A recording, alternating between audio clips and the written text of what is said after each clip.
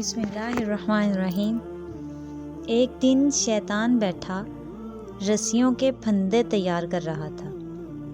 کچھ موٹی موٹی رسیوں کے پھندے تھے، کچھ باریک اور کمزور رسیوں کے پھندے تھے۔ وہاں سے ایک علم والے کا گزر ہوا تو اس نے شیطان سے پوچھا، ارے او شیطان، یہ کیا کر رہے ہو؟ شیطان نے سر اٹھا کر دیکھا اور اپنا کام جاری رکھتے ہوئے بولا، دیکھتے نہیں حضرت، انسانوں کو قابو کرنے کے لیے پھندے تیار کر رہا ہوں۔ ان حضرت نے پوچھا، یہ کیسے پھندے ہیں؟ کچھ موٹے، کچھ ہلکے۔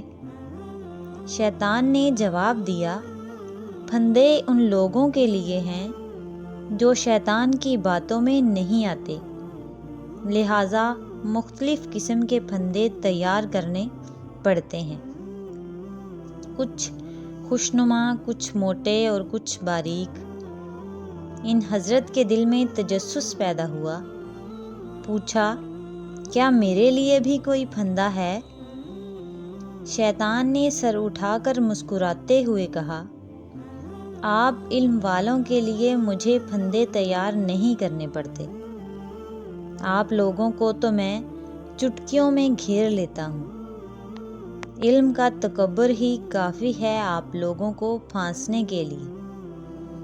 ان حضرت نے حیران ہو کر پوچھا، پھر یہ موٹے پھندے کس کے لیے ہیں؟